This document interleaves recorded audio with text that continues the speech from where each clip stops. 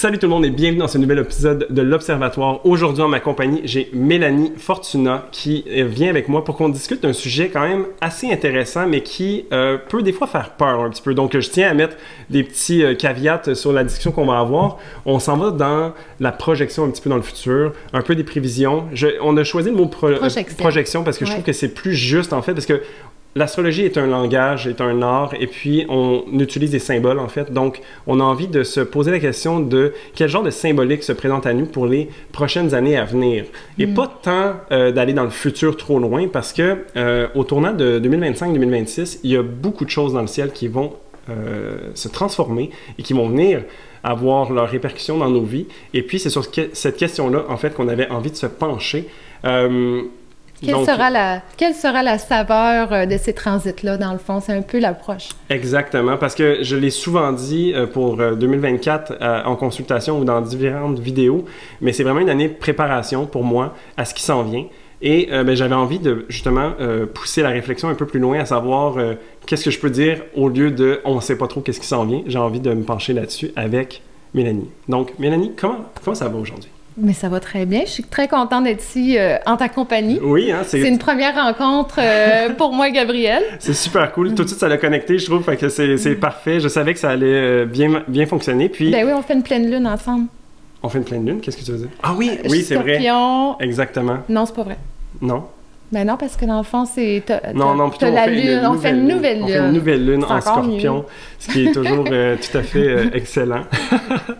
Et puis, c'est ça, dans le fond, pourquoi j'ai choisi Mélanie, c'est parce que tu es intéressée par l'astrologie mondiale, tu es aussi intéressée par l'astrologie évolutive, genre de l'humain, et puis je crois que l'histoire aussi, c'est oui, de mon amour de l'histoire, on a beaucoup parlé de tout ça, puis c'est de voir un petit peu comment ça va venir s'entrechoquer, tout ça, parce que je pense que c'est un petit peu sans précédent, en fait, dans l'histoire, qu'est-ce qu'on va vivre. On a donc, pour mettre en contexte, toutes les planètes transsaturniennes et même Saturne et Jupiter qui viennent être des planètes quand même plus lentes, qui vont changer de signe, mais pas juste de signe. On va changer donc de triplicité, on va changer de quadruplicité, donc on change les modalités, les éléments, et on s'enligne vers une période beaucoup plus yang, j'ai l'impression. Totalement, oui. D'autant plus que depuis... quelques années maintenant, on est officiellement dans une ère d'air, ce que j'expliquais dans un autre épisode qui est la rencontre de Saturne et Jupiter dans certains éléments en particulier pour une période de 200 ans. Donc, on est vraiment au tournant, pas de l'histoire, mais de notre histoire, on pourrait dire. De l'évolution, oui, je pense dans l'évolution de l'histoire, en tout cas de ce qui se passe au niveau dans nos sociétés, puis à différents niveaux. Il y a comme une coupure avant-après qui va être beaucoup représentée par l'année 2020 pour moi. C'est vrai, on peut reculer jusqu'à là parce que ça n'a pas été anodin comme on peut se rappeler. Non, vraiment pas. Surtout les ascendants Capricorne, je trouve qu'on y a bien goûté. Mais oui, de ce moment-là, les années 2020, en fait, toute la décennie 2020 va... C'est une décennie de transition, ça c'est clair. C'est bien dit, effectivement. Puis 25-26, on dirait qu'on est en plein milieu et que tout ça se voit chambouler. Donc, comme je dis, c'est plein de choses qui vont être un peu hypothétiques. C'est comme ça qu'on a envie d'amener ça parce qu'on n'est pas ici pour faire des prédictions. On est ici pour offrir un peu plus de contexte et aussi, de la manière que j'ai de travailler de manière générale, c'est de donner une direction. Donc, d'avoir un peu de conscience à travers tout ça puis savoir où est-ce qu'on s'en va et avec quel jeu est-ce qu'on va jouer, en fait, pour les prochaines années à venir. Donc, comment introduire ça? On se posait la question tout à l'heure, mais je pense qu'on pourrait commencer par Jupiter en Gémeaux, en fait, qui s'en vient tout prochainement. On enregistre en avril, et donc dans un mois, tout au plus, on va avoir Jupiter en Gémeaux. Mettons, Jupiter en Gémeaux, comment est-ce que tu le vois, toi, s'en venir dans nos vies? Mais Jupiter, notre grand bénéfique, celui qui nous donne un peu l'espoir et un enthousiasme, un positivisme un peu, je trouve que ça va faire du bien qui sort du Taureau. On a eu énormément d'énergie de Taureau. On avait le nœud nord en Taureau, donc pendant une certaine période, justement, en 2021, tout ça, même plus récemment que ça, dans le fond. Uranus qui est en Taureau, tout ça. Fait c'est Jupiter comme nous introduit encore plus avec Pluton en Verseau à l'idée de l'air. Oui, tout à fait. Fait que là, on sort d'une certaine forme de densité, veux pas, parce que c'était très Pluton en Capricorne, terre, on était avec une énergie dans le Taureau très terre. Fait qu'il y a une certaine densité qui vient avec ça, fait que d'amener un petit peu plus dans l'air, dans la pensée, d'amener un petit peu plus de diversité de pensée, plutôt que moi je pense ça, toi tu penses ça, puis on est tellement rigide sur nos positions. Fait que là, c'est comme une diversification de la pensée. Oui. Ça peut devenir ben trop noisy, ça peut devenir ben trop bruyant, Ouais. fait que ça va être tellement important de revenir à soi en même temps. Mais personnellement, là, ce que je trouve plus beau de ça, c'est que dans le Gémeaux, il y a toute cette idée-là de la proximité. Connais ton voisin. Oui, intéressant. Connais les gens autour de toi. On a tellement des enjeux mondiaux énormes en ce moment, puis on peut se perdre facilement là-dedans, surtout Pluton est arrivé en Verseau. Oui, oui. Alors là, c'est comme c'est ça, tu sais, c'est comme le grand collectif et le petit collectif, tu sais, le Verseau, le grand collectif, Gémeaux, le petit collectif, qu'est-ce qui est à proximité. Fait que je vois quelque chose de bien là-dedans, de peut-être, c'est ça, reconnecter avec ce qui est plus proche de nous un peu. Intéressant. Puis oui, je pense que ça va vraiment faire une belle introduction. C'est sûr qu'on a eu Saturne dans le signe du Verseau il y a quelques années de tout ça qui nous amenait un petit peu dans ces éléments-là, mais on l'a eu en conflit avec tout ce qui se passait en Terre. Donc je pense que Saturne en Verseau aura plus été sur la fin, en fait, de ce passage plus terreux, si je peux dire. Et puis Jupiter va venir nous aider, nous donner la main ou peut-être nous offrir une lumière au bout du tunnel pas nécessairement pour en sortir, mais plutôt de se ramener à soi, comme tu dis. Se ramener à soi, mais en voyant qu'il y a une multitude de façons de voir les choses. Oui. C'est qu'il y a ta façon, puis la façon de l'autre, puis que c'est correct, tu sais, qu'on a différentes approches ou visions, que tout ça peut... C'est ça le Gémeaux, tu sais, tout peut exister en même temps, on peut jongler avec plus qu'une chose. Fait qu'au niveau de la pensée, je trouve que c'est intéressant. Se permettre d'avoir plusieurs perspectives, je pense que c'est un des outils que Jupiter en Gémeaux va nous aider à intégrer, parce que c'est pas nécessairement facile de pouvoir accepter tout et son contraire, d'une certaine manière, quand on tombe dans le paradoxe. Moi, j'adore parce que ça donne des belles clés d'avancement, mais il faut se permettre de passer au travers de ces portails ou ces passages-là, justement. Et puis, je trouve que ça va venir nous aider à peut-être conscientiser ou tirer des leçons, en fait, de tout ce qu'il y a à voir à côté de soi. J'aime bien l'idée de la proximité que tu amènes, parce que c'est vrai, comme tu dis, que c'est facile de se perdre quand on est dans des conflits plus grands que soi. C'est sûr que les planètes qu'on va toucher en ce moment, c'est toutes les planètes qui sont dites transsaturniennes, donc on parle du collectif, on parle de... Oui, quand on parle de transsaturnienne, Neptune, Uranus, Pluton. Oui, c'est une belle planète très lente. Puis, dans le fond, ils ont un impact plus générationnel, souvent, qu'on va dire, là, on diverge d'opinion des fois sur ça, mais elles ont des impacts très prenants dans nos vies quand on a des contacts rapprochés. Et puis, sinon, c'est de voir comment ça vient se jouer dans le collectif, dans le social, dans le plus grand que soi. Donc... Oui, parce que si on regarde notre système solaire... c'est une grosse horloge, là. Puis évidemment, ce qui est intéressant des planètes transsaturniennes ou transpersonnelles, c'est que vraiment, ils nous parlent des grands cycles de notre histoire. C'est pour ça que c'est tellement particulier ce moment-ci, parce que ces planètes-là vont toucher à des points vraiment très précis dans le zodiaque, qui nous font penser un peu, il y a peut-être des moments un peu historiques qu'on est en train de traverser, mais quand on est dedans, on s'en rend pas compte. C'est ça l'affaire. Ouais.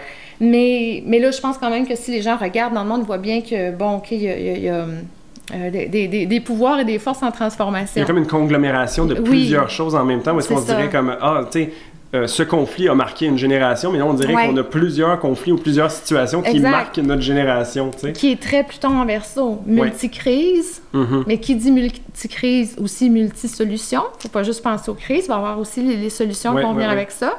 Et ça, ça va être la suite dans le fond, Jupiter en Gémeaux fait l'introduction d'Uranus qui va arriver en Gémeaux. Tout à fait. Et qui va vouloir nous amener certaines solutions, mais attendez-vous à une certaine accélération, là. Oui, mais honnêtement... Ça va être rapide, les amis. On le voit, tu sais, parce que, c'est vrai que j'avais voulu introduire Pluton aussi un peu plus tôt dans la discussion, parce que Pluton vient être vraiment englobé, mais être le décor dans lequel on évolue pour les prochaines 20 ans, tu sais. Mais on le voit déjà, je veux dire, il me semble, là, de mémoire, l'année dernière, ne serait-ce, les intelligences artificielles n'étaient pas aussi intégrées dans notre vie. C'était quelque chose de novateur, comme de « wow », tu sais, je reviens pas qu'on est rendu là. Mais là, je suis rendu... Ouais, c'est déjà ChatGPT, ici. c'est mon ami, là. Ben oui, mais c'est ça, tu sais, c'est déjà intégré dans certains logiciels que j'utilise, puis que c'est... Moi, ça me gosse, mais bon. Ben, je veux dire, ça accélère. Tu sais, c'est pour faire du coup sur la rapidité.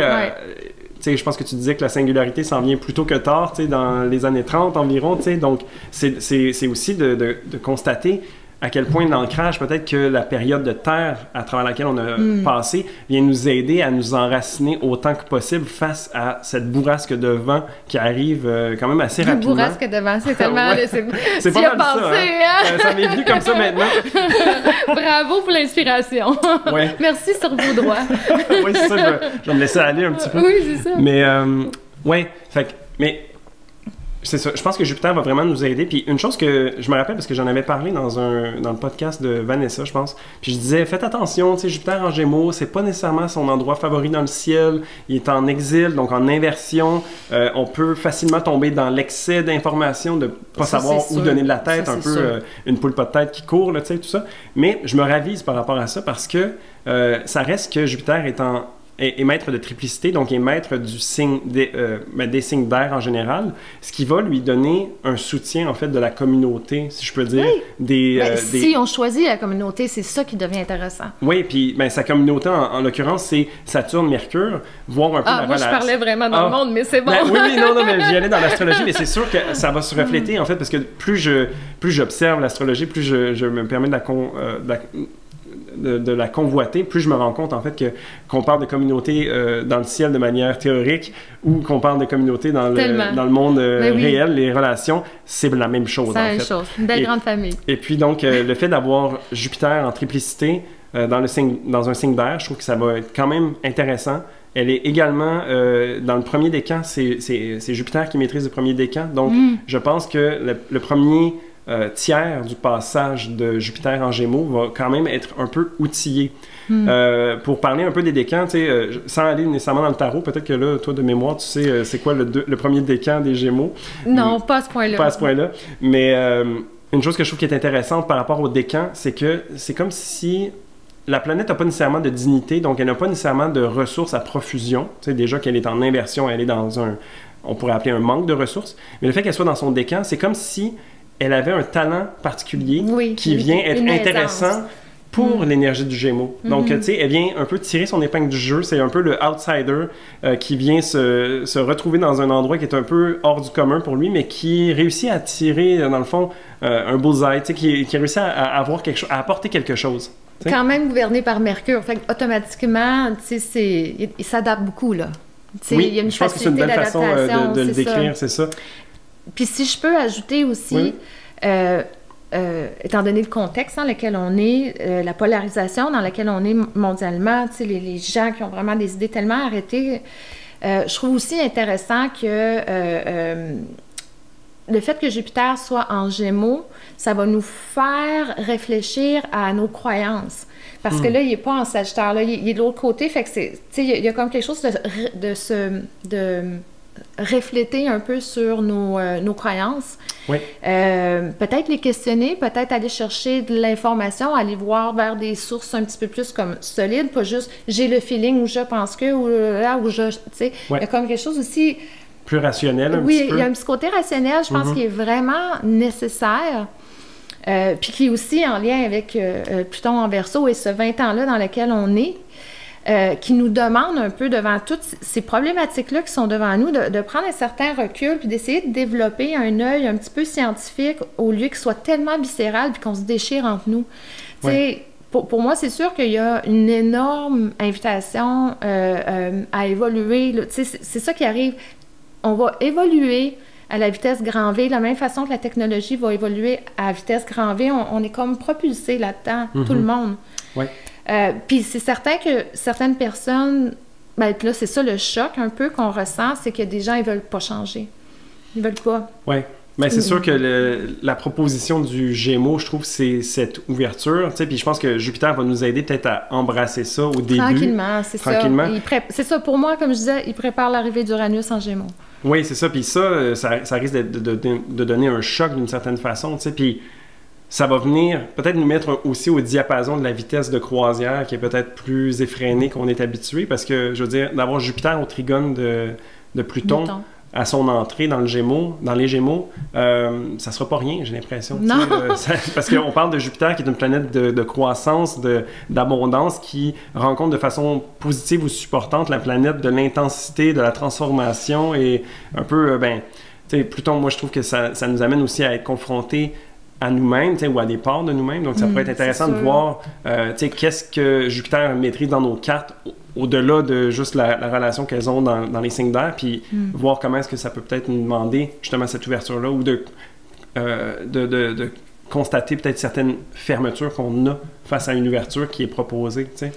Oui, puis je pense aussi, pour faire le lien avec Pluton en Verseau, il y a toute cette idée-là aussi, pour moi, je veux pas le Verseau, la société, et c'est ça, la société qui demande un peu c'est quoi la place de l'individu, tu sais, puis ultimement, je pense, au fur et à mesure que Pluton va avancer, on va se rendre compte qu'on est dans une société de gens individualisés de plus en plus, mais qui arrivent à vivre ensemble.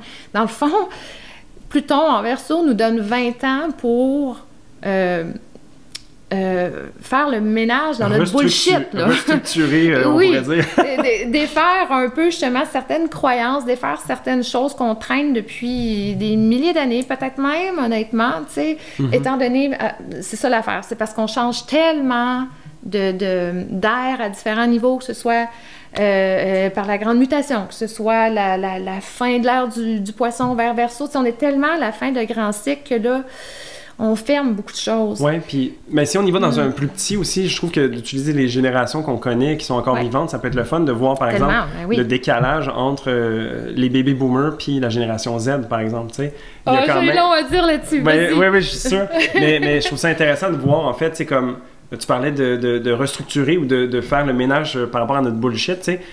C'est que, en fait... Oui, c'est que c'est, en fait, des choses qui ont eu leur moment, tu sais, le rêve américain, peut-être le désir de croissance infinie, tu sais, puis de richesse, de matérialisme, de capitalisme, etc. Et puis là, de voir à quel point on est face à l'impossibilité ou le défi, des fois, de trouver sa place, en fait, dans ce monde qui a tellement été établi de manière solide. On vient comme se confronter à un titan, tu sais, un petit peu. Et puis de trouver sa voie, je pense que c'est là que le côté innovant, peut-être de Pluton en Verseau, avec Jupiter, avec Uranus, toutes dans des signes d'air qui vont nous amener à trouver d'autres voies, en fait. Oui, exactement. Puis d'accepter qu'il y a d'autres voies aussi. C'est super intéressant qu'est-ce que tu dis là, parce que il y a beaucoup des cycles qui vont commencer, que ce soit avec Uranus, avec Pluton, avec là, Neptune, Saturne, on va en parler tout à l'heure en Bélier. Le monde dans lequel on vit présentement découle beaucoup de la fin de la Deuxième Guerre mondiale. 100%, oui. On en parlait brièvement tantôt, qui a commencé... il y a un autre cycle qui est celui de Saturne-Uranus. On ne va pas rentrer dedans parce qu'on va compliquer trop les affaires. On ne veut pas faire ça. mais c'est ça, tu sais, qui est un cycle un petit peu d'installer des nouvelles structures. Puis il y a beaucoup d'innovations, puis une nouvelle base. Donc, on arrive à la fin de ça vers 2030, 2032. Mais c'est ça a commencé avec la fin de la Deuxième Guerre mondiale, où est-ce que les États-Unis sont devenus la première puissance mondiale à partir de ce moment-là. La Russie est devenue, c'est-à-dire l'Union soviétique s'est cassée, on a la Russie, et là, plein de pays se sont bâtis, dont l'Ukraine. Ensuite, on a le même phénomène, je veux dire, Israël a été créé à partir de ce moment-là, et là, on voit que c'est deux parties du monde où est-ce que ça brasse très fort. Oui, il y a beaucoup plus de concentration. Il y a beaucoup de concentration, exactement. Fait que là, fait que là, qu'est-ce que ça nous amène à voir? C'est que Pluton en Verseau nous amène dans un monde qui est multipolaire. Il n'y aura plus une seule puissance. Et là, ça vient comme, vraiment comme déstabiliser l'échiquier dans lequel on a tous grandi. Toutes les générations, depuis les baby boomers, depuis Pluton en Lion jusqu'à aujourd'hui, on a vécu dans ce monde-là. Fait que c'est extrêmement déstabilisant tout ça. Mais c'est pour, ultimement, puis là, ça se fera pas sans fracas, on le voit, là. Tu sais, il va y avoir une fracture. Mais c'est certain qu'ultimement, le but de ça, c'est qu'il y ait une diversité qui est un petit peu mieux répartie, que les choses soient un peu mieux réparties, mais on va garder un peu un vieux réflexe de malheureusement, là, présentement, ça se manifeste, puis c'est très Pluton en Capricorne dans les derniers degrés, ça se manifeste beaucoup par des personnages très autoritaires. Fait que, tant qu'on va avoir ça, on sera pas vraiment dans Pluton en Verseau, là. Ouais. En tout cas, là, j'espère que je ne vais pas trop loin, là, mais ça fait partie du big picture. Oui, mais dans ce big picture-là aussi, je pense que, un peu comme tu fais écho, on s'en va vers... On part de... Il y a une solution, une façon de vivre, et on doit tous fonctionner là-dedans. Et puis là, il y a cette multiplicité qui est présente. Puis je dirais que je l'ai vécu quand même à un niveau personnel aussi, c'est cette espèce de perte de repère, en fait. Comme moindrement qu'on fait un cheminement ou une démarche personnelle, spirituelle, on se rend compte de quoi on est fait et vers où est-ce qu'on s'en va. Et puis, j'ai l'impression que... C'est très confrontant. Tout est à écrire, en fait. Il n'y a pas de règles établies. Il n'y a pas vraiment personne qui sait comment gérer les intelligences artificielles. C'est quoi le droit qu'on a face à ça? Tu sais, il y a beaucoup de questions qui semblent être de base, mais sur des sujets cataclysmiques ou colossales. Oui, colossales, clairement. Qui n'ont aucune base. Oui, exact. C'est comme, puis là, déjà, qu'est-ce qui est précurseur de ça? C'est vraiment la présence de Saturne en Poisson, avec Neptune, l'érosion des structures 100%. À fond. Alors là, il y a comme, c'est ça, on le voit dans nos sociétés partout. Tu le vois au Québec, tu le vois partout dans le monde. L'érosion des structures qui ont été érigées par les baby-boomers, qui arrivent en fin de course. Rien contre les baby-boomers. Mais non, je sais qu'il y a beaucoup de gens qui m'écoutent, qui ont peut-être cette période-là, qui sont nés dans cette période-là. Moi, je veux dire quelque chose par rapport à ça. Si vous êtes des Plutons en Lion, on vous doit beaucoup, même si justement c'est une partie, parce que ultimement le pouvoir corrompt absolument. Hein? Bon, fait, peu importe la génération, on est tous en danger de ça. Tantôt, tu as dit, tu as fait un lien entre Pluton, la génération de Gen Z puis Baby Boomer. Oui. OK. L'opposition se prépare, oui. Non. Okay. Ben oui, mais moi, c'est ma vision que, même s'ils ne le voient pas en ce moment-là, Gen Z prend les idées de Pluton en Lion, qui ont eu leur grand moment dans les années 60, et l'amène plus loin. C'est son nez sous Pluton en Sagittaire, c'est le dernier signe de feu. Fait qu'ils prennent les idéaux, les idéaux vraiment du vivre ensemble un peu des années 60, un peu peace, mais aussi qui est toute l'idée de révolution, puis de rejeter la religion, puis c'est pas nécessairement de rejeter la religion, mais l'époque, c'était ça. Le besoin de transformation, merci. Fait qu'ils prennent ça, mais ils l'amènent avec eux. C'est quoi les enjeux d'aujourd'hui? Oui. Mais moi, c'est sûr, je m'attends, et ça ne fait que commencer, parce qu'en plus, on est dans Pluton en Verseau. La jeunesse, elle va être dans les rues, là. Oui, de plus en plus, c'est sûr. Ils sont nés avec une flamme, en fait, qui est porteuse. Puis en ce moment, je me rends compte, mais c'est le sextile de Pluton pour eux, là, pour la plupart. En plus. Donc l'opportunité est là de se dynamiser, en fait. Oui, exact. Donc, de scander haut et fort quelle est leur place, en fait.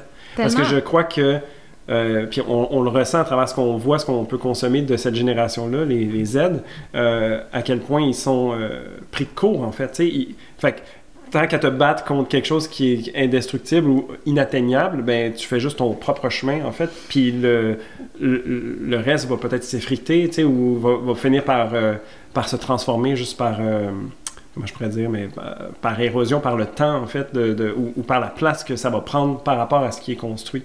Moi, j'ai beaucoup d'espoir, en fait, par rapport aux générations futures, puis c'est pour ça que, peut-être que c'est une façon pour moi de gérer l'anxiété potentielle face à un futur, c'est de dire, en fait, que les gens qui vont avoir un impact sur ce futur-là sont en train de naître en ce moment, ou sont déjà jeunes. Définitivement.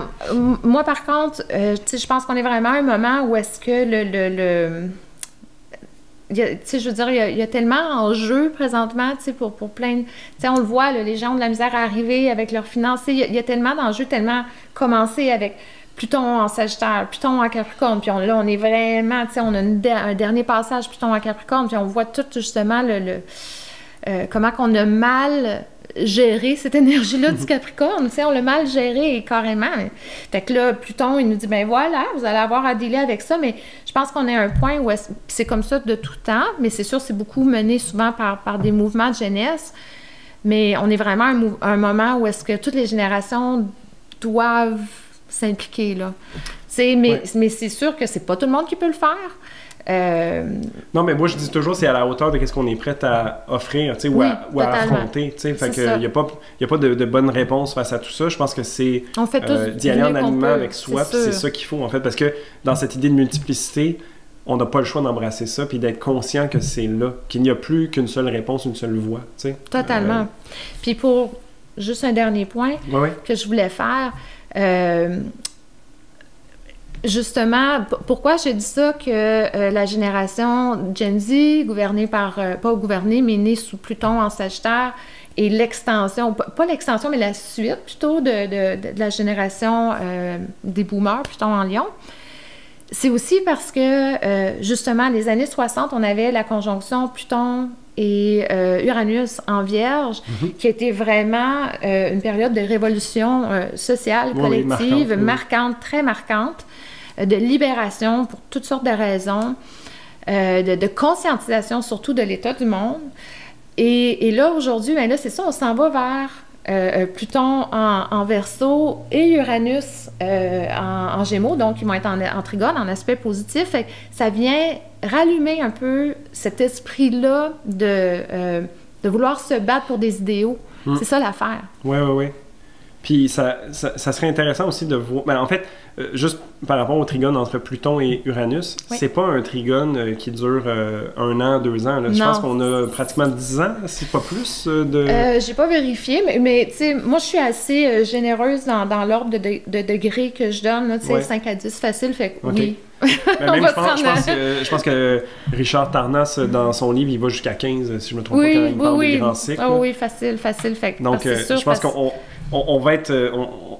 Parce que l'histoire s'écrit sur du long terme, elle s'écrit au travers d'une génération complète, fait que c'est du temps, là. Mais c'est comme si, en fait, j'allais dire, c'est comme si du jour au lendemain, on avait une machine à écrire au lieu du crayon pour écrire cette histoire-là. Mais là, on a littéralement l'intelligence artificielle qui vient l'écrire de manière pratiquement instantanée. C'est ça qui est phénoménal du moment dans lequel on est. C'est comme je disais, c'est pas moi qui ai inventé cette expression, la grande accélération. C'est ça. Puis ça va toucher tous les niveaux de la société. Fait que, tu sais, comme de comment qu'on donne des services, à comment on construit, à comment qu'on relate les uns aux autres. C'est vrai, on le voit, on communique à travers l'Internet, à travers Zoom. Les choses sont livrées chez nous plutôt qu'avoir à se déplacer. Bien souvent, tu sais, je veux dire, tout tend vers l'accélération, en fait. Oui, et les impacts de tout ce nouveau mode de vie-là sur notre cerveau, sur comment on pense, sur la société, sur la nature, sur la planète. Oui, tout s'accélère énormément. Oui, c'est ça. Puis là, on n'a pas assez de recul encore pour tout voir ça, mais c'est pour ça qu'on utilise l'astrologie. Mais ce que je trouve qui est intéressant à réfléchir, c'est est-ce qu'on va pouvoir avoir assez de recul face à ça? Tu sais, pas dans le sens qu'on s'aligne sur un mur et puis que c'est la fin, tu sais, mais dans le sens... Si on tend vers une accélération et que c'est déjà pratiquement dans l'instantané, comment est-ce que ça va être d'avoir du recul par rapport à ça? C'est une question ouverte, j'ai pas nécessairement de réponse à ça, mais... J'ai pas de réponse, mais pour moi, un des mots les plus importants pour Pluton en Verseau, c'est aussi de comprendre l'archétype du Verseau, c'est complexité. On va devenir bon avec l'idée de la complexité parce que... là, on est déjà dedans, puis je pense que c'est ça qu'on sent depuis 2020, c'est que ça commence à être difficile de pas... On est notre propre individu, mais à travers les réseaux sociaux, à travers l'Internet, à travers l'intelligence artificielle, on est constamment connecté sur le collectif maintenant. Il n'y a plus autant de... C'est très fluide, là. Oui, il n'y a plus de cisure claire entre... Même, on parlait de multiplicité, tu refuses toutes ces choses-là, là. Oui. Mais c'est ça, c'est un bon point. Oui, puis, tu sais, je veux dire, la personne que je suis en personne ou sur les réseaux n'est pas nécessairement la même personne, mais j'accepte que ces deux faces de moi existent et sont moi, tu sais. Donc, c'est ça qui est intéressant.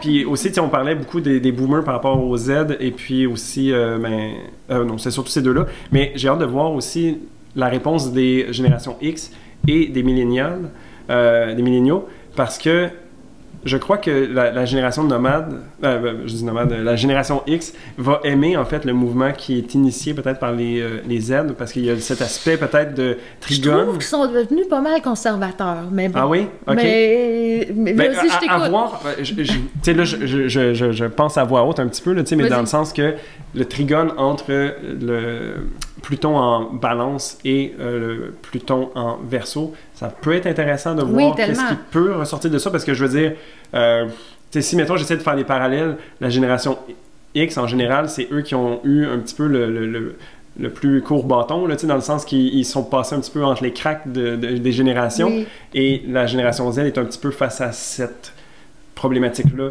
aussi. Puis c'est de voir aussi comme... Ben, je veux dire, ils sont face à des géants. Et ils sont...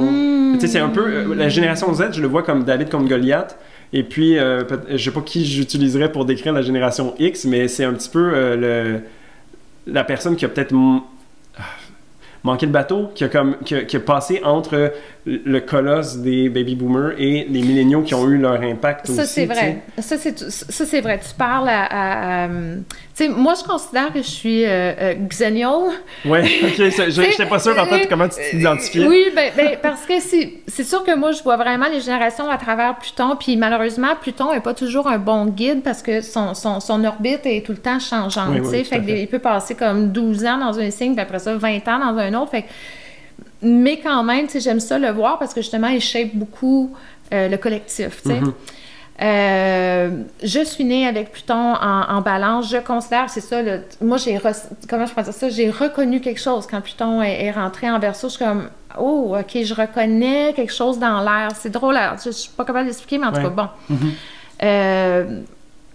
J'ai un grand frère et une grande sœur qui sont clairement, eux autres, des X. C'est pour ça que je dis que je suis Xennial, parce que je me sens plus millennial que X, parce que je vois tellement la différence.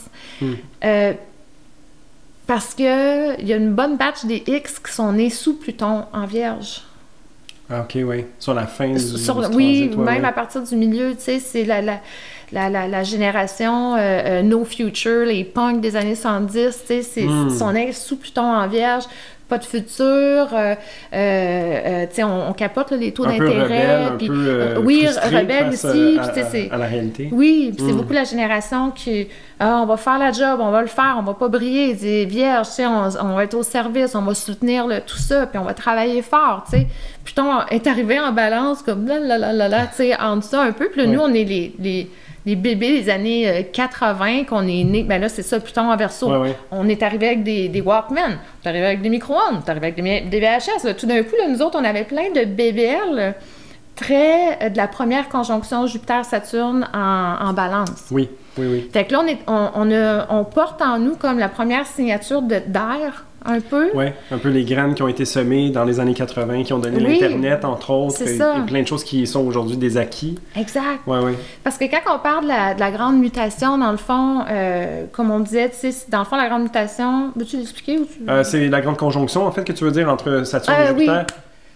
Oui, la grande conjonction qui amène la grande mutation aussi des changements des éléments. D'accord. Oui, mais dans le fond, c'est ça, c'est qu'à chaque 200 ans, Jupiter et Saturne se rencontrent dans le même genre d'éléments, donc depuis 200 ans, moins la petite période de 1980 où est-ce qu'on a eu un avant-goût de l'air, mais ça se passait dans les signes de terre, donc la Vierge, le Capricorne et le Taureau. Exact. Et puis, c'est ça, c'est un indicateur de temps qui est utilisé depuis l'époque hellénistique et possiblement très avant fiable. ça, là, qui est très fiable. Qui est très fiable pour décrire un peu les dynamiques du moment où, tu sais, j'utilisais tantôt en disant que Pluton était un peu le décor dans lequel on évolue, mais d'autant plus ces grandes conjonctions qui déterminent l'élément qui est présent le plus pendant certaines périodes de temps.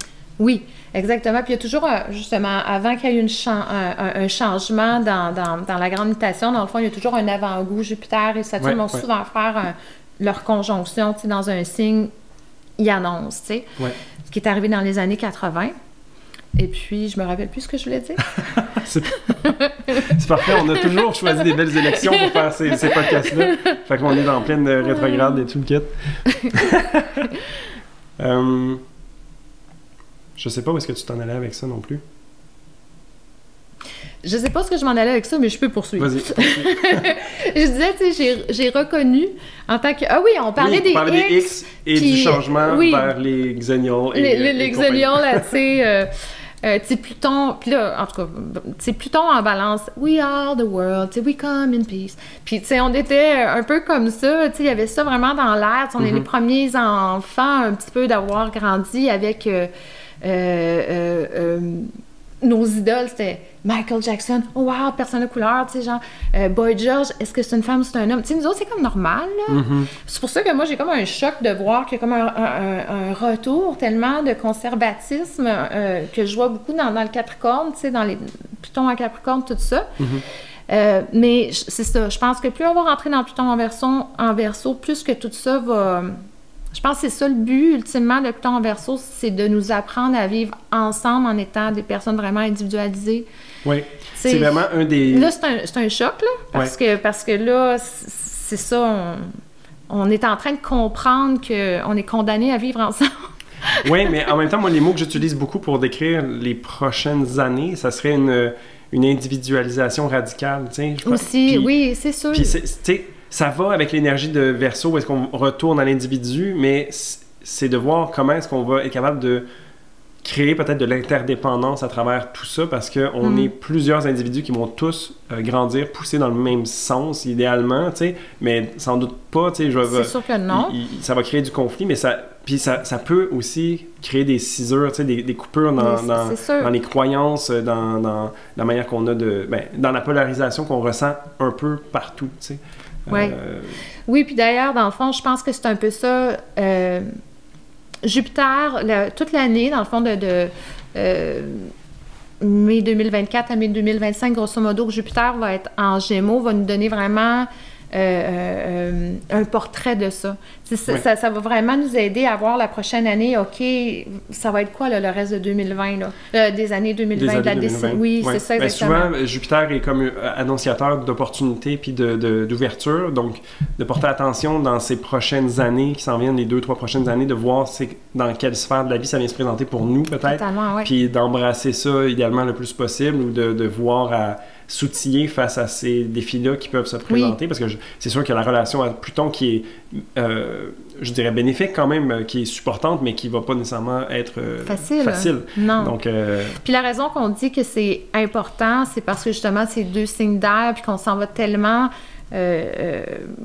la majorité des planètes vont être soit dans des signes de terre ou de feu, des signes d'air ou de feu. Oui. Alors, c'est pour ça que Jupiter en Gémeaux est vraiment annonciateur d'un peu de qu'est-ce qui s'en vient ou la saveur que les choses vont avoir. Oui, puis c'est pour ça que je disais tantôt qu'on s'en va plus dans un aspect yang aussi, parce que depuis quelques années, tu sais, pour pas dire dizaines d'années, là, presque, on est dans des éléments beaucoup plus eau-terre. Donc, dans la période de terre. Donc, il y a vraiment comme plusieurs changements de tonalité qui s'opèrent en même temps.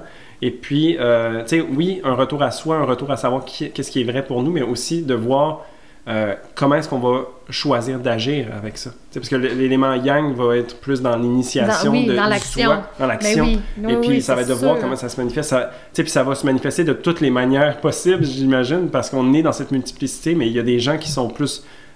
facilement dans l'action et dans l'activité, puis d'autres qui sont plus dans la réception, dans la réaction peut-être à ce qui se présente autour. Donc je pense qu'on a un beau mélange en fait, qui est peut-être inconnu ou intangible, mais qui s'en vient, qui Et c'est pour ça justement que ça va réveiller beaucoup Gen Z nés sous Pluton dans un signe de feu, ou les Xennials, que j'aime appeler, qui sont nés sous Pluton en balance, un signe d'air. Fait que, tu sais, l'air, le feu, ça va être omniprésent, là. Fait qu'effectivement, donc, ça devient plus vocal, ça devient plus bruyant, ça devient plus de l'action, mais c'est beaucoup de créativité, c'est beaucoup de solutions créatives. Mais c'est aussi beaucoup de débats d'idées, puis de débats de mots, puis évidemment, ben c'est ça, tu sais.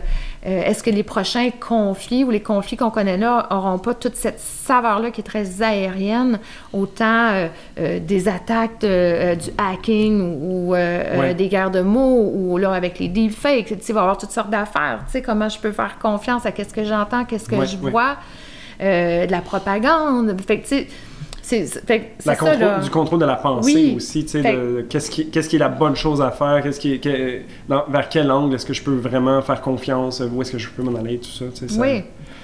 Oui, ça va pas être évident, ça c'est sûr. Fait que c'est ça. Fait que toute cette multiplicité-là, on va la sentir très fort. Oui. Puis je pense que là, on arrive peut-être vers Uranus qui va venir se manifester pendant environ 7 ans environ, tu sais, plus sur du milieu jusqu'à la fin des années 20, on peut dire ça comme ça. Non, je pense que Puis, oui. ça va être de voir, tu sais, comme Uranus, c'est une planète pour moi qui déstabilise, qui révolutionne, révolte, qui vient briser le statu quo, tu sais, qui vient changer les choses, souvent de façon assez radicale. Puis sans doute pas de main morte dans le signe des Gémeaux, là, tu sais, avec des opinions claires et peut-être aussi avec... Ou pas. ou pas, dans le sens de beaucoup d'ouverture qui amène peut-être une forme de confusion, tu sais. Oui, exactement. Ouais. Mais c'est pas la confusion du poisson puis du Neptune en poisson qu'on connaît maintenant. C'est plus le vendeur de chars qui essaie de te convaincre de quelque chose. Ouais, c'est ça. C'est autre chose. Ouais. Puis, tu sais, c'est intéressant aussi, Uranus en Gémeaux, ça vient activer beaucoup de choses. On va bidouiller un petit peu dans l'astrologie mondiale, tu sais, de voir certains des acteurs aussi qui ont des signatures d'Uranus en Gémeaux assez potentes, puissantes, en l'occurrence les États-Unis, qui sont souvent activés par... en fait, que ça active souvent leur conjonction Uranus-Mars en Gémeaux, qui est un peu symbole de conflit armé, généralement, soit en territoire local, si je puis dire, ou à l'extérieur, parce que ça a impliqué voyons. Voyons, comment ça s'appelle? Excuse-moi. Non, la déclaration de l'indépendance. Oui, c'est ça. Oui. Donc, la naissance du pays, tu sais, en l'occurrence. Ensuite, la guerre civile américaine, la Deuxième Guerre mondiale et aussi la guerre froide qui s'en est suivie, tu sais. Oui, qui découle de la Deuxième Guerre mondiale. Mais c'est ça. Donc, on est un petit peu dans des conflits armés, de près ou de loin, tu sais, je veux dire, puis ça vient être activé, donc on peut s'imaginer, sans doute, on le voit déjà qu'il y a de l'activité qui se passe à travers le monde, tu sais, puis que un des acteurs principaux de tout ça va être les États-Unis, en l'occurrence, parce que c'est la puissance mondiale, mais ça vient aussi, peut-être... C'est la puissance mondiale pour le moment, là. C'est ça que... C'est ça toute la Pluton en Verseau, la fragmentation. Oui. C'est la fragmentation.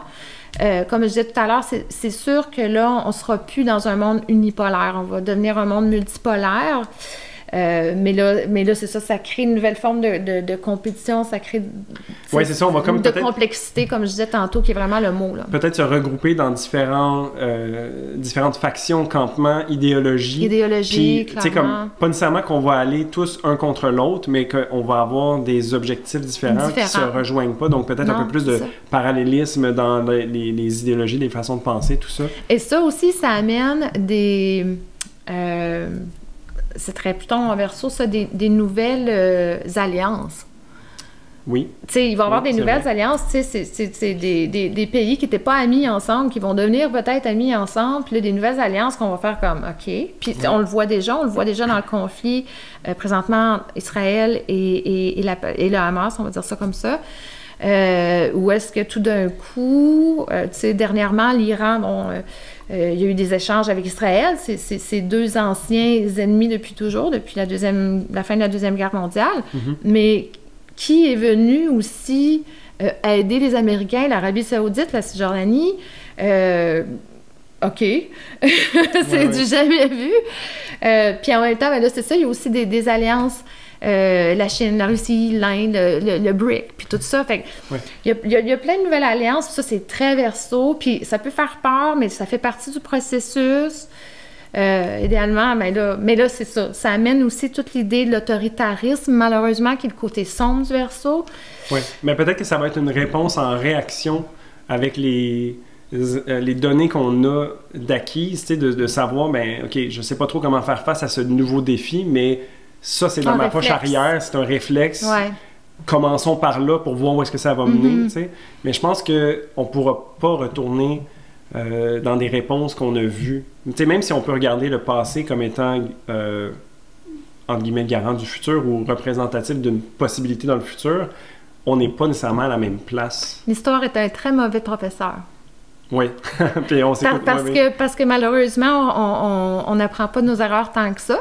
Non. Fait qu'on peut pas se fier justement tout le temps à ça a été comme ça va être comme ça. Encore plus, là, je pense que là, toutes les idées sont un peu dans les airs, c'est le cas de le dire. Oui, mais tu sais, c'est aussi cette idée, tu sais, si on part de, je sais pas moi, de la Première Guerre mondiale qui s'est battue dans les tranchées, je sais pas que les prochains conflits vont nécessairement se vivre de la même manière parce que c'est des outils différents qui sont utilisés. Mais bref, ce que j'allais dire, c'est qu'avec toute cette énergie d'air, il va y avoir de l'innovation, il va y avoir comme l'accélération qui va se faire ressentir, peu importe la sphère dans laquelle on se trouve, que ce soit en informatique, dans notre vie, le collectif, etc., mais aussi... De façon militaire. De façon militaire, de façon, tu sais, on pourrait sans doute le voir aussi au niveau religieux, tu sais, je sais pas, dans plein de sphères de la vie. Neptune, il va falloir y aller. Oui, on ira après.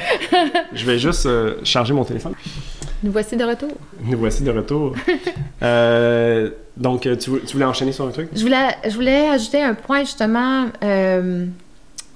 Justement, dans le 200, grosso modo, 200 ans de terre dans lesquels on était, justement, les guerres, c'était beaucoup de tranchées, c'était beaucoup des guerres, les bottes au sol, les tanks et tout ça.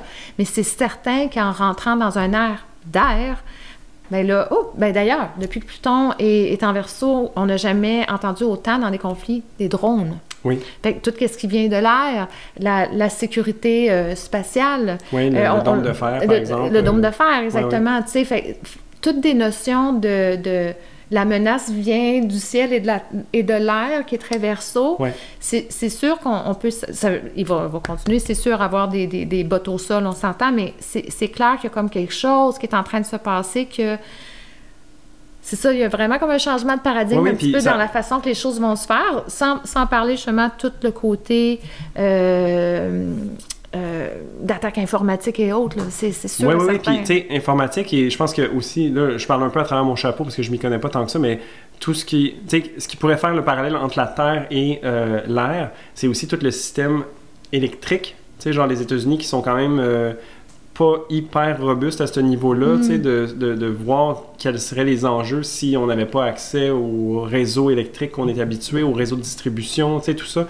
Donc, surtout si on se ramène un peu avec l'énergie des Gémeaux, vers soi, tu sais, vers ses environs, en fait, comment est-ce que ça vient jouer, en fait? Comment est-ce que ça vient mettre peut-être de la pression ou de l'inflammation sur un réseau qui devient surchargé, tu sais. Puis je pense que les attaques informatiques, ce genre de choses-là aussi, qui vont être un peu plus intangibles que des bottes au sol, comme tu dis, mais qui vont avoir des répercussions incroyables. Disons un pays, pour X raisons, décide de faire exploser des satellites.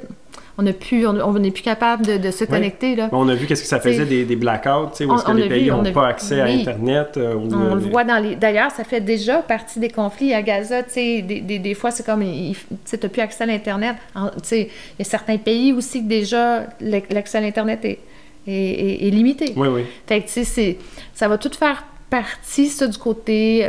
parce que malheureusement, où il y a de l'homme, il y a de l'hommerie, donc il y aura encore de la guerre et des conflits. Fait que mais on va amener ça dans un terrain complètement différent. Oui. Une chose, je veux l'apporter parce que ça fait écho avec tout ça, mais encore là, je suis pas un expert dans le sujet, mais je sais pas si tu connais le Fourth Turning. Non. Non? OK. Mais j'invite tout le monde à se renseigner un petit peu là-dessus. C'est super intéressant. C'est un livre qui apparemment est extrêmement dense et lourd à lire. Ah, attends là. C'est quoi en français? Oui, je te vois venir, vas-y. Je sais pas c'est quoi en français. Ça a été écrit par des Américains, puis bref, c'est des gens qui ont étudié l'histoire et qui ont essayé de corroborer, dans le fond, des cycles. Et puis, sans le savoir, ils se collent au cycle d'Uranus, qui est de 84 ans. Et puis... vu qu'on parlait des générations et tout ça, c'est de voir en fait qu'on arrive à ce 4e tournant de l'histoire qui se répète toujours, là, mais on est comme sur ce tournant-là d'un point de vue sociologique, si je peux dire, comme humain. Donc c'est intéressant de voir aussi, parce que, en tout cas, il y a des vidéos sur YouTube qui sont vraiment intéressantes, je pourrais peut-être en partager un, là, mais qui expliquent vraiment, ça a été quoi le rôle de la génération silencieuse des boomers, des X, des milléniaux, et maintenant, qu'est-ce que les Z vont faire, quelle sera la place potentiellement des Mon Dieu, alphas. c'est pour moi, ça. Et tout ça. Non, mais je te jure, c'est hyper intéressant. C'est mon dada, toutes ces questions-là. Mais c'est une brique, là, c'est un livre à peu près ça d'épais, sans fioriture, là, tu sais, donc faut aimer. C'est dense. Ouais, mais il y a des bons vidéos qui résument bien, en fait, l'idée sur YouTube. Je pourrais t'en montrer aussi. Mais c'est ça, fait que pour donner aussi un peu de contexte, parce que je trouve que ce qui est difficile, puis là, on en parlait un petit peu avant l'épisode, tu sais, comment j'ai un peu plus de retenue par rapport aux planètes transsaturniennes, c'est qu'elles sont, si on n'a pas de contact direct avec elles, un peu moins tangibles, parce qu'on parle de génération, on parle de société, on parle de collectif, et puis de dire qu'Uranus va nous amener des changements radicaux et soudains, surprenants, qu'on n'a pas vraiment de manière d'exprimer, je trouve que c'est des fois plus difficile de rendre ça tangible, ce qui est un de mes objectifs avec l'astrologie, tu sais. Donc c'est pour ça que peut-être... En bon taureau. Oui, en bon taureau, extra taureau avec un... mais de voir peut-être des perspectives à l'extérieur de l'astrologie, que ce soit dans l'histoire, qui vient avoir des recoupes entre les sujets, mais de voir ça d'un point de vue autre, vient des fois aider à contextualiser des planètes qui sont un peu plus, à mon sens, difficiles à saisir. Exact. C'est ça le but. Et c'est ça, comme monsieur disait, là. Tu sais, moi, mon background est à la fois évolutionnaire et par la suite traditionnel, tu sais, fait que donc je me considère moderne étant donné que je fais une synthèse des deux. Oui. Ce qui est vers quoi l'astrologie tend de façon générale. De façon générale, oui. Mais c'est ça, tu sais, ça se complémente tellement bien. Puis c'est sûr que dans l'astrologie évolutionnaire, ben on apporte beaucoup d'importance à ces planètes-là, Uranus, Neptune et Pluton. Pluton principalement. Je vais filmer ce petit bout-là. Alors, long story short, il y a une tronçonneuse qui se fait aller juste à côté de chez nous et ça l'a venu se manifester par une coupure de mon téléphone qui était saturée d'informations astrologiques. Donc, on a eu un petit, 15 minutes de break qui est mené sur d'autres tangentes pris off-mic. On va essayer de ramener ça maintenant. Donc, tu avais un point, si je ne m'abuse. J'avais un point, dans le fond, juste avant la coupure, tu parlais en fait que d'un point de vue astrologique, les planètes transsaturniennes, tout ça, oui. Il y avait moins de données accumulées dans le temps. Oui. Moi, ma position là-dessus, c'est que oui, c'est vrai.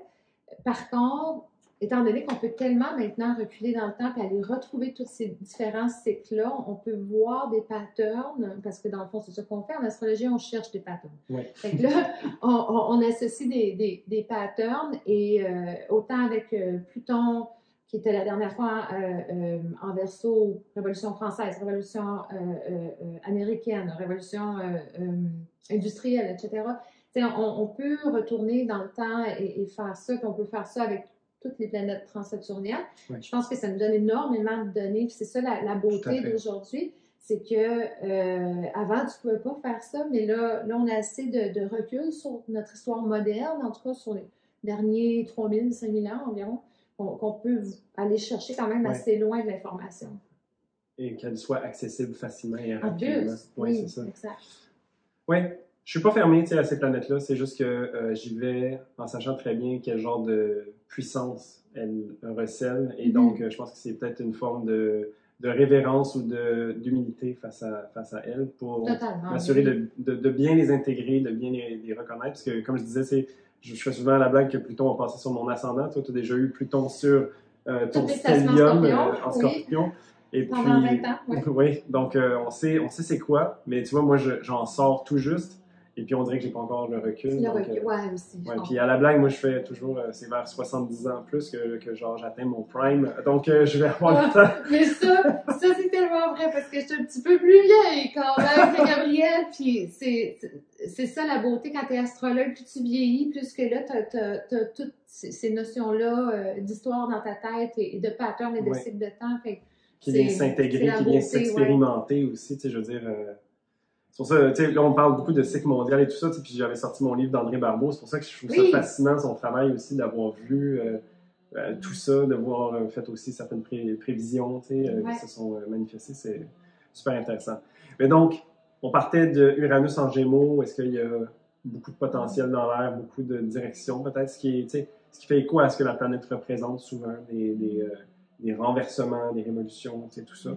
Oui, exactement. Mais en aspect positif à Pluton en Verseau, signe d'air, encore là, je pense que c'est ça, comme on disait, c'est une accélération de connaissances et de technologies aussi, qui des fois vont nous dépasser, mais qui vont aussi avoir des aspects positifs, mais va amener avec ça certainement des ruptures ou des éclats, des révoltes, des révolutions.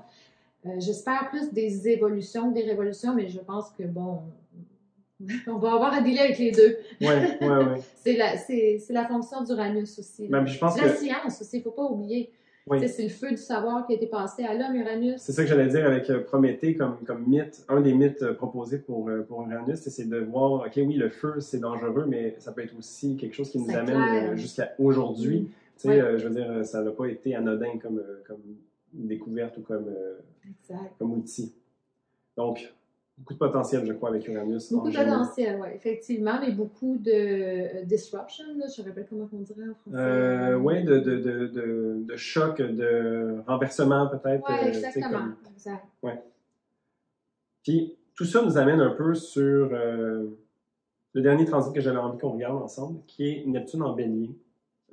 Neptune qui est en Poisson depuis déjà un bon 14 ans environ, depuis 2012, tout ça? 12 ans? En tout cas, dans ces eaux-là, tu sais.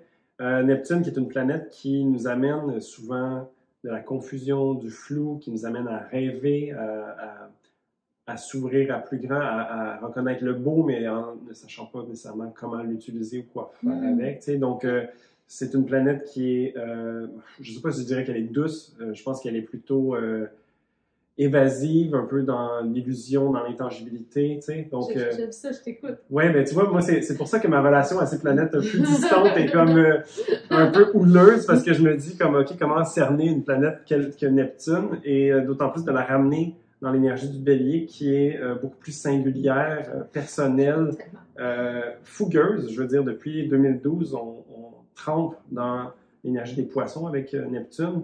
Et donc, cet effondrement de la réalité, tu sais, je pense que Neptune, Saturne en Poisson, pour moi, ça a vraiment été qu'est-ce qui est vrai, en fait. Comment est-ce que je fais... Neptune en Poisson? Oui. Qu'est-ce qui est vrai? Oui, en opposant qu'est-ce que la réalité. Tout à fait, c'est ça. C'est Saturne, Neptune qui vient dire... tu sais, on a vu un peu l'essor ou la naissance de la réalité virtuelle. Tu sais, si on ramène les intelligences artificielles... on est arrivé avec Neptune en Poisson, là. Oui, tu sais, exactement. Donc, c'est des choses qui viennent franchir des barrières qu'on avait cru peut-être tangibles ou des limites fixes, mais c'est comme si Neptune venait nous aider à flouter ça. Tu sais, d'une certaine part, oui, on ne sait pas trop où est-ce que ça nous amène, mais en même temps, on ne sait pas trop quel potentiel est-ce que ça recèle. Tu sais, je veux dire, c'est une planète remplie donc de... Tu veux dire qu'est-ce que Neptune recèle ou qu'est-ce que Neptune embellit? Non, plutôt la nature de Neptune. Le potentiel qui se cache derrière une planète comme Neptune, tu sais, dans le sens que c'est plus difficile à saisir de mon point de vue, puis de voir aussi comment est-ce qu'on va agir avec quelque chose qui est peut-être pas tout à fait compris ou comment je sais pas, formé. C'est dur de parler de Neptune. Oui. Et d'ailleurs... Mon hellénistique, il y a chaud, là. OK. Ben, on va ajouter un petit peu d'évolutionnaire. Vas-y, avec plaisir. D'ailleurs, souvent, pour tous les astrologues, Neptune, c'est la dernière... C'est une des planètes la plus difficile à saisir. Moi, je trouve, même moi, ça m'a pris du temps à la saisir, c'est comme, parce que c'est dans sa nature d'être pas clair. Mais, ultimement, Neptune, c'est... J'ai oublié de partir de l'enregistrement audio, fait qu'on va avoir une petite période pas nice. Désolé pour le son de juste avant. On va essayer de régler ça. Quelle aventure, ce podcast! Nous sommes toujours en Mercure rétrograde, les amis. Bien solide. Donc, tu disais Neptune. Oui, Neptune, en fait, ben c'est ça. Neptune, qui est une planète difficile vraiment comme à comprendre. Moi, ça a été la dernière planète auquel je me suis plus attardée, que j'ai plus compris, mais du moment que tu la comprends du point de vue, justement, qui est très poisson, qui est très... C'est l'universalisme. c'est l'idéalisme, c'est une vision. C'est vraiment qu'est-ce qui est en dehors de notre contrôle, c'est du domaine de nous sommes un. C'est vraiment, c'est l'océan, c'est l'infini. Ouais, ouais. C'est un peu, c'est très spirituel, évidemment. Fait que c'est toute l'idée, la source d'où on vient. C'est très neptunien quand on parle de ça. C'est pour ça qu'il y a beaucoup d'illusions associées à ça, parce que en tant qu'humain, on ne peut pas toucher à ça. La seule façon qu'on touche à ça, c'est dans l'universalisme. Nous avons tous besoin de nous nourrir. Nous venons tous d'un père et d'une mère. Il y a tout ce qui est universel qui nous réunit. Même si on ne pense pas pareil, il y a certaines vérités qu'on vit, on meurt. Universalisme. D'accord, oui. Fait que, tu sais, il y a comme cette idée-là à l'intérieur de Neptune. Fait que Neptune représente un idéalisme. Souvent, tu sais. Mais c'est ça, avec un idéalisme, il y a du rêve là-dedans. On rêve à quelque chose de meilleur, on rêve à un monde meilleur. Fait qu'il y a toute cette idée-là. Mais là, c'est ça, c'est particulier. Là. Il rentre en bélier. Oui. Alors là, quand on parle du bélier, on parle de quoi? On parle nouveau départ, on parle d'action, on parle de l'individu. Mm-hmm. Alors, c'est comme on commence à... Comment je pourrais dire ça? Donc, c'est la naissance d'un nouvel idéalisme. Oui, la naissance d'un nouvel idéalisme. Oui, j'avais l'image genre d'une étincelle, en fait. Oui, c'est comme tellement. Quelque chose qui commence, qui va prendre son temps, parce que si je me trompe pas, c'est environ 14 ans, donc le transit de Neptune en signe. Oui. Et donc, c'est de voir qu'est-ce qu'on est en train d'allumer, en fait. Puis même, je pourrais aller plus loin que ça, c'est si on regarde un briquet se faire allumer au ralenti, c'est le gaz qui sort, les étincelles, il y en a qui prennent, il y en a qui prennent pas. On dirait qu'il y a vraiment quelque chose qui est annonciateur de quelque chose peut-être de salvateur ou de profitable, mais on est dans les étincelles ici. Puis ces étincelles-là vont peut-être vont être vécues peut-être de manière plus individuelle, ou est-ce que ça va être certaines personnes peut-être qui vont ressortir du lot. Je sais que si on pense à Neptune dans un penchant plus poisson, c'est la religion, mais comme la masse peut-être aussi un peu plus. Oui, vraiment. Donc tout le monde est regroupé vers une pensée, mais là, dans cette idée de radicalisation de l'individu avec Neptune qui entre en bélier, quel genre de personnage va ressortir de ça? Je pense qu'il y a peut-être vraiment des gens qui vont ressortir comme étant des acteurs principaux des différentes années qui s'en viennent devant nous. Oui, entre autres, c'est sûr. Puis là, faut dire aussi... Saturne va suivre pas longtemps après. Oui. Je veux pas qu'on rentre tout de suite dans Saturne parce qu'il y a un point que je veux faire en lien avec Neptune. J'ai vraiment l'impression que il peut y avoir une ferveur religieuse avec Neptune.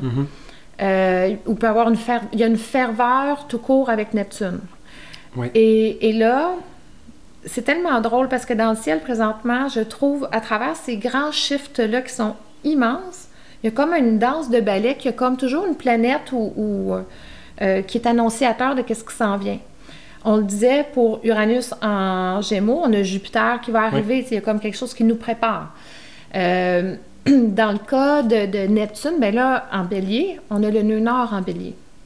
Fait que c'est comme si déjà le nœud nord en Bélier comme prépare le terrain pour l'arrivée de Neptune.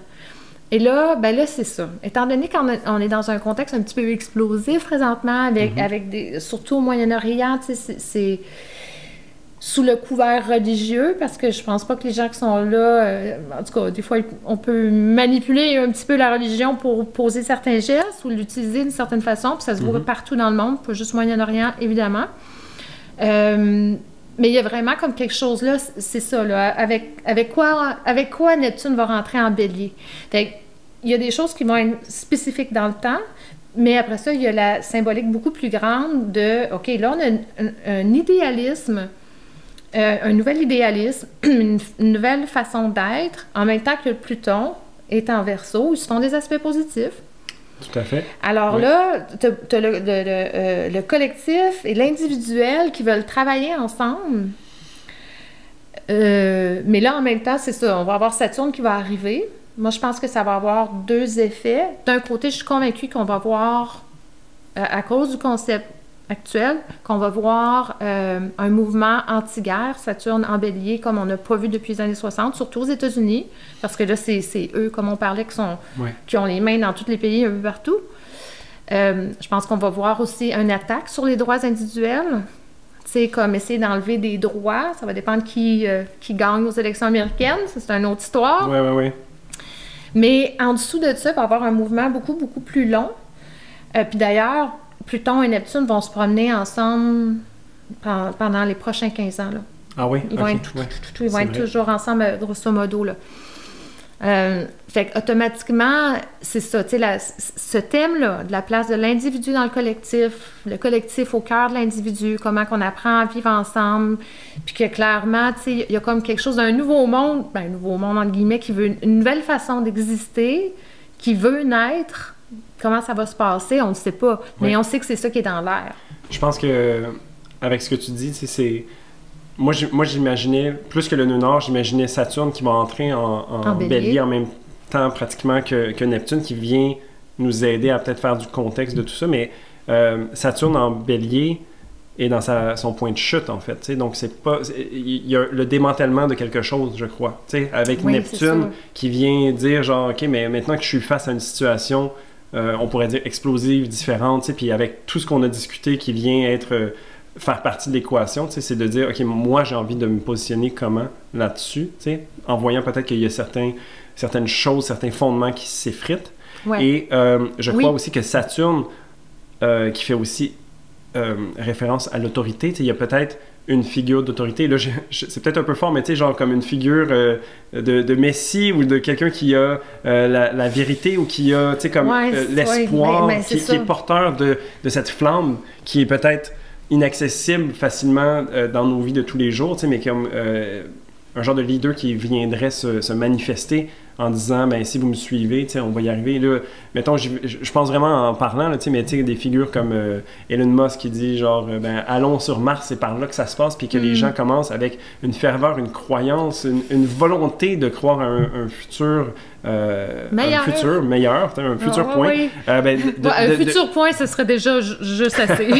Mais de suivre ces figures qui vont avoir cette autorité-là, cette capacité d'agir peut-être ou de faire le pont entre le vieux monde, le nouveau monde, le côté terrestre, le côté aérien, tu sais, donc... Oui, c'est certain que, c'est ça qui arrive. Neptune peut chuchoter dans l'oreille de quelqu'un, tu as compris la vérité, toi. Mm-hmm. Fait que c'est pour ça que... Mais c'est ça, je suis contente que Pluton vienne balancer ça en Verseau. Parce que c'est ça, c'est l'individu puis le collectif. Le collectif va étant donné que Pluton oppose le lion. Oui. C'est animé, n'est-ce pas? Mais ça devrait pas être le cas. J'adore ça. Mais c'est correct qu'on peut continuer. Oui, allons-y. Étant donné que Pluton oppose le lion, excuse-moi, là. Aussi, je m'en allais avec ça. Montage! T'as perdu ton train de pensée. Ouais. Oui, mais c'est ça. Étant donné que Pluton oppose le lion, mais on va être, je pense, quand même très sceptique des personnages un peu trop messianiques. Mm-hmm. Mais en même temps, on va chercher aussi un sauveur, j'ai l'impression. Oui, ce désir d'espoir, comme à quoi est-ce qu'on va se raccrocher dans cette perte de repère qui est un petit peu tricotée à travers tout ce qu'on décrit, parce qu'on s'en va vers quelque chose de nouveau, qu'on n'a pas nécessairement de base ou de comparatif, de voir à quoi est-ce qu'on va se rattacher. Oui, on peut se rattacher à l'individu, mais on ne veut pas non plus tout se ramasser dans son coin morcelé, Donc, comment est-ce qu'on se rassemble, en fait, à travers tout ça? Oui, c'est ça. Je pense que c'est ça qui devient intéressant. Et je pense aussi que... c'est ça, je pense que le futur, il y a comme vraiment quelque chose de beaucoup plus collectif. Je pense qu'on sort vraiment de l'homme sur la montagne. Là, on est en train de passer d'un monde vertical à horizontal d'une certaine façon, où est-ce que le pouvoir est beaucoup plus décentralisé. Puis, on le voit juste comment toutes les années 80, 90, 2000, jusqu'à récemment, les célébrités, c'est comme « Oh, une célébrité! » Non, là, on est tous au même level quasiment. Oui. Et commence même à avoir comme qu'est-ce qu'ils ont fait d'extraordinaire, eux autres, les célébrités? Sur quoi c'était vraiment construit cette idée de célébrité ou de piédestal? Mettre, exactement. Tu sais, fait que là c'est sûr qu'il y a comme un travail qui est en train de se faire. Fait que, tu sais, aux États-Unis, ils disent tout le temps, quand ils parlent du gouvernement américain, check and balance. Tu sais, il y a comme un effet qu'on vérifie le pouvoir un peu. Fait il y a comme quelque chose, je trouve, qui est positif là-dedans, qui a comme un effet un peu de vouloir balancer des pouvoirs qui voudraient se donner trop de pouvoir. Mais je pense quand même, comme tu dis, on va voir des gens qui vont vouloir se donner énormément de pouvoir. Oui, mais c'est sûr qu'une des affaires que j'aime bien mentionner avec Pluton, c'est cette notion de jeu de pouvoir. Donc, je pense qu'avec l'opposition, déjà, il y a de la tension, il y a du conflit, peut-être de l'affrontement, mais avec Pluton qui va être en sextile à Neptune, il y a comme Trigone à Uranus. Et Trigone à Uranus, oui. Il y a comme un passage de bâton inattendu, peut-être, qui se fait, là, puis qui va aller vite, en fait, j'ai l'impression. Donc, Et, ben là, c'est ça. L'intelligence artificielle. Oui. Est-ce que... Là, on déconne, OK, les amis, on déconne solide, là. Est-ce que AI, quelque part, à un moment donné, va pas devenir un peu notre nouveau leader? Dans le sens... Moi, ça m'étonnerait pas. C'est une des idées, je sais plus si on en avait parlé avec Élodie, on mic ou off mic, là, tu sais, mais genre... Mettons qu'on se projette dans un futur beaucoup plus loin, là, on parle de 200 ans. Ah, ok, 200 ans. 200 ans, mettons. Ouais, là, on n'est plus là, on peut dire ce qu'on veut. Mais, tu sais, le passage d'une énergie d'air à une énergie d'eau, on peut ressentir de ce que me disait ce retour à oui, la parce religion. que la prochaine mutation, ça va être de l'eau. Exact. Dans ce sens-là oui, c'est dans ce sens-là que je parle. Et donc, tu sais, si on voit déjà en quelques mois, années, qu'est-ce que l'impact des intelligences artificielles a eu sur nous, si on met ça sur 200 ans, ça m'étonnerait pas qu'on finisse par vénérer ce genre d'informations-là, de puissance, tu sais, je veux dire... Je pense pas qu'on va le vénérer pour toujours, je pense que... Non, je parle pas pour toujours, je parle genre, mettons, on se projette dans 200 ans... Mais oui, il y a un potentiel d'une nouvelle religion, mais je suis pas sûre que ça va être ça. OK. Mais peut-être. On ne sait pas, hein? On spécule, là. Mais... Par contre, ça pourrait être le genre de great equalizer, comment dire. Oui, mais... OK. Moi, tu comprends ce que je veux dire? Okay. Moi, quand j'ai un passé dans le jeu vidéo, tu sais. Oui, vas-y. Il y avait un jeu vidéo que j'ai trouvé super intéressant, qui posait un peu une question philosophique. C'était, dans le fond, je sais pas si ça fait la référence à quelqu'un, mais bref, c'était Mass Effect 2.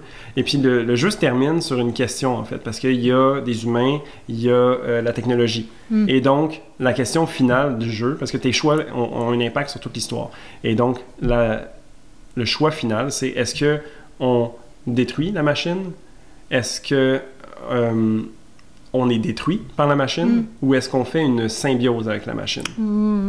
Et moi, c'est là qu'on s'en va. Moi, c'est ça que j'avais choisi aussi. Oui, le futur, il est biologique et technologique, il n'y a aucun doute. Oui, puis en fait, on est déjà... On est dépendant. On est déjà là-dedans, tu sais. Oui. Le téléphone est, qu'on le veuille ou non, une extension de nous-mêmes. C'est une façon qu'on a de réfléchir qui est à l'extérieur de nous. Ah ben c'est ça. C'est juste qu'on collectif, toujours on n'est pas encore habitué, tu sais, parce que peut-être qu'on va l'être, mais ben quoique, la première personne a eu une implémentation d'un Neuralink dans le cerveau. Donc, tu sais, je veux dire... Moi, j'en veux pas, là, je vous le dis tout de suite.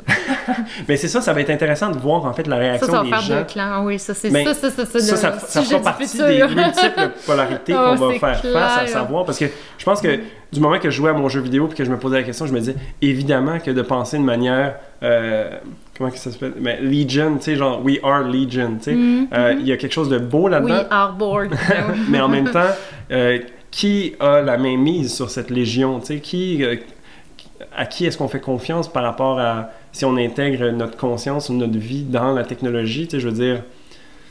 Je sais pas, la question éthique, la question morale, la question de qu'est-ce qu'on veut aussi, je veux dire... quelque part, ben là, c'est ça. Ça va dépendre... Moi, je me souviens très bien du début de l'Internet, quand c'était le Far West et que c'était libre et magnifique, puis qu'il n'y avait pas de pub. Ça a existé! Ça a existé! Oh, et que c'était vraiment une conquête jusqu'à temps que ce soit corrompu. Tu sais... les réseaux sociaux, au départ, c'était magnifique jusqu'à temps que ça devienne un endroit de polarisation. Est-ce qu'on va refaire la même chose avec l'intelligence artificielle ou est-ce que l'intelligence artificielle est d'une autre nature puis que, tu sais, la réalité se retrouve toujours un peu entre les deux?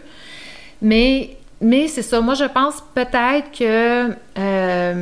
parce que là, les nouvelles générations, ils vont grandir avec ça. C'est leur copilote, ils vont l'avoir constamment. Là. Assuré. Et on n'en est qu'au début, en fait. On est qu'au début, exact. Fait tu sais, c'est sûr que eux vont donner une autorité, Saturne. Dans le fond, ils vont donner une autorité vraiment à l'intelligence artificielle comme, ben, elle est supposée... Si elle reste neutre, c'est fantastique.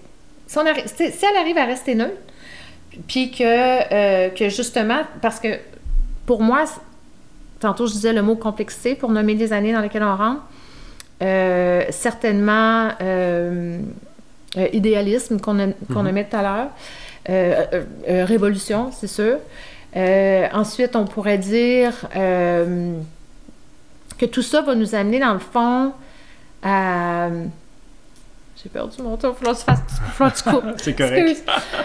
Des fois, là, ça, c'est un cerveau de Gémeaux, d'ascendant Gémeaux qui s'en va dans trop de directions en même temps. Ça, je les garde par contre.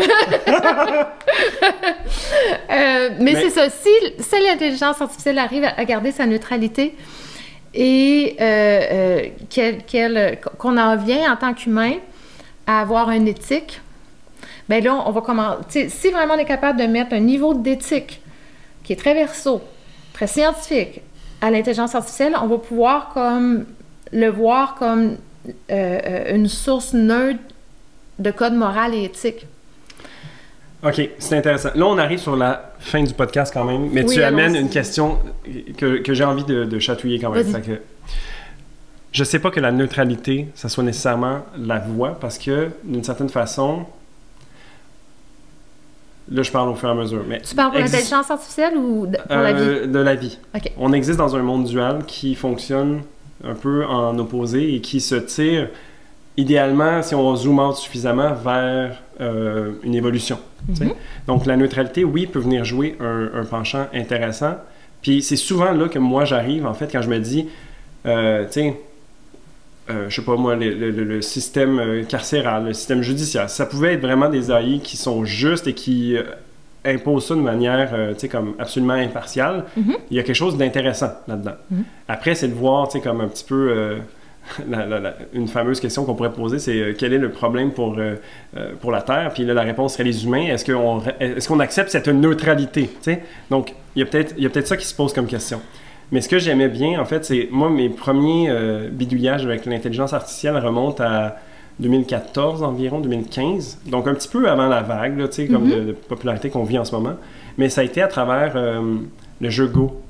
Je sais pas si tu connais, là, c'est un jeu chinois millénaire qui est le jeu le plus fantastique qui existe au monde. Bref, j'adore ce jeu.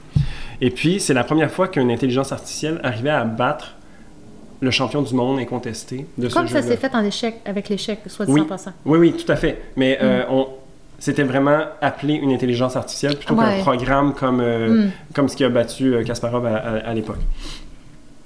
Et quand j'ai vu ça, j'ai été un peu flabbergasté, un peu impressionné, parce que j'étais comme « Oh my God, on est rendu là ». Puis ce qui était impressionnant, en fait, et ce qu'on voit maintenant qu'il y a peut-être une dizaine d'années qui s'est passé depuis ce moment-là, c'est à quel point l'intelligence artificielle a alimenté la créativité humaine.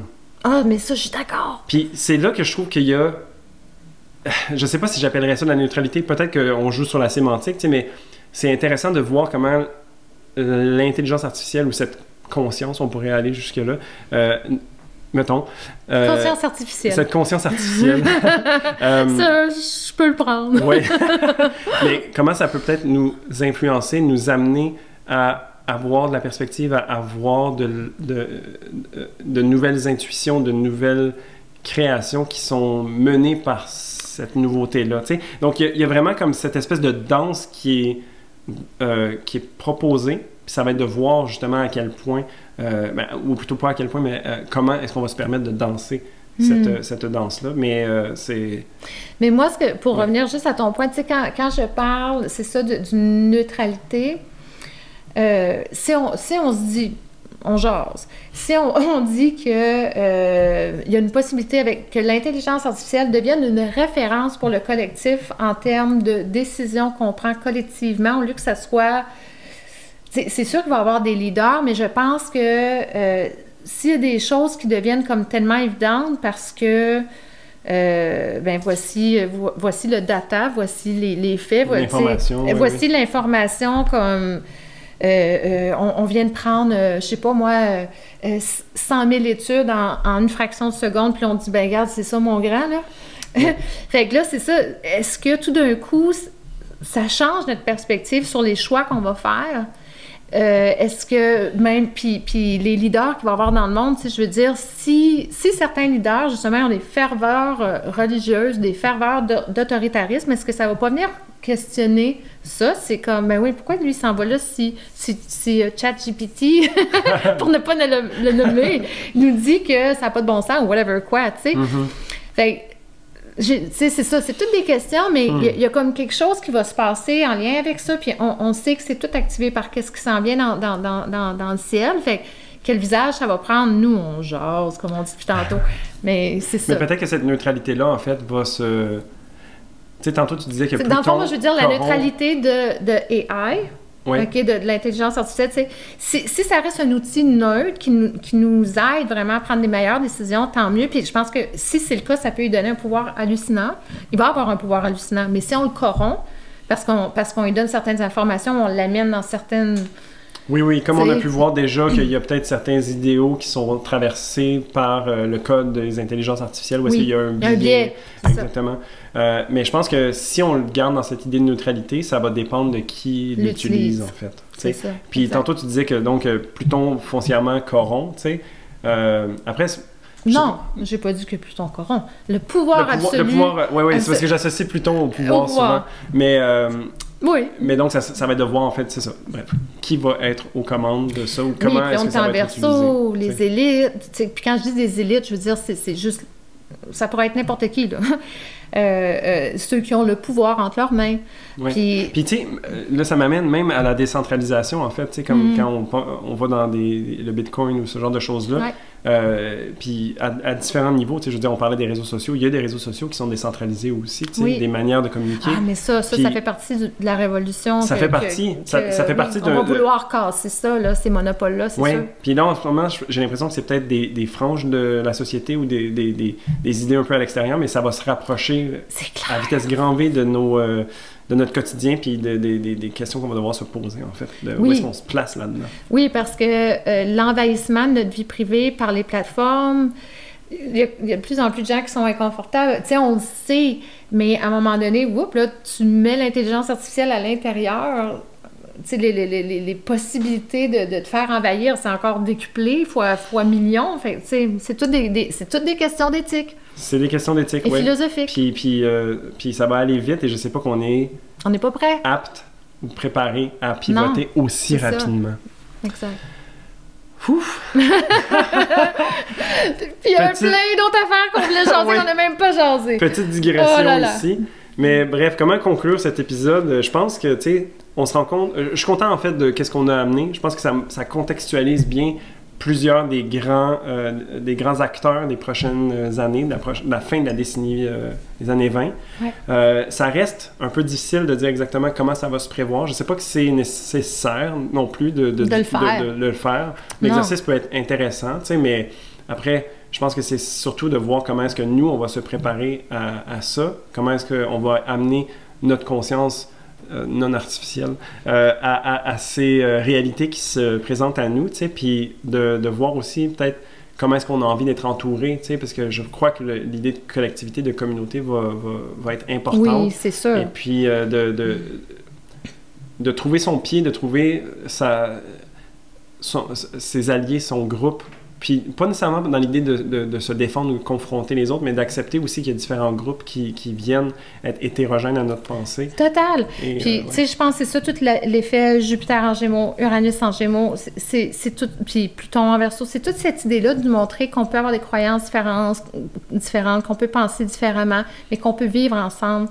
Tu sais, on peut venir d'endroits complètement différents dans nos pensées, puis comme être correct avec ça. Puis c'est complètement contraire à ce qu'on vit depuis une dizaine d'années, qui a été amené beaucoup avec les réseaux sociaux. Fait que c'est tout ça.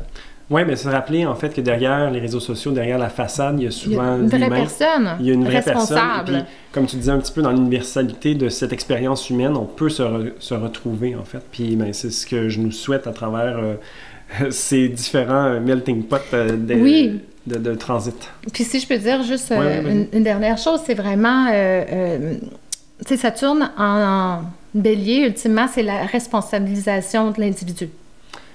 J'aime ça. Tu sais, c'est la responsabilisation de l'individu, Pluton en Verseau dans le collectif.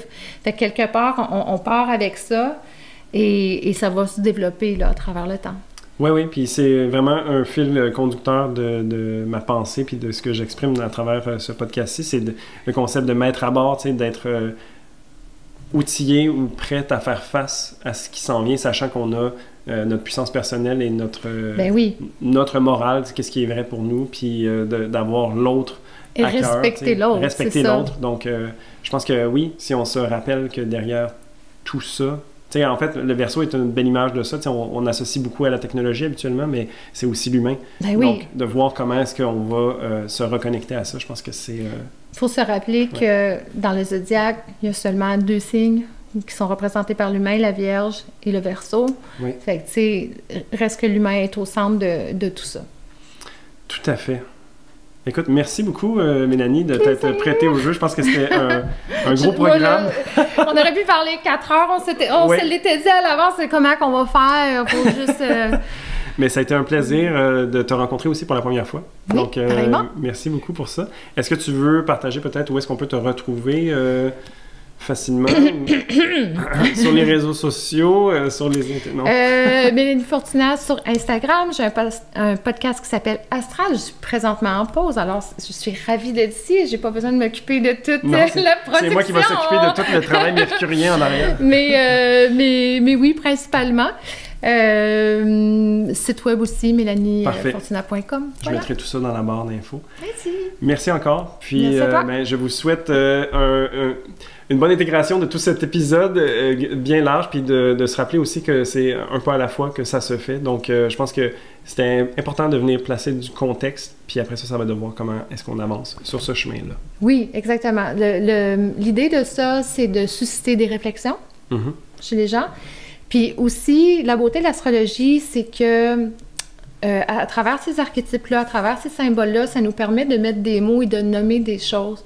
Puis si nommer des choses, ça amène des conversations, bien, voici, tu sais, toute l'importance ou la beauté de l'astrologie.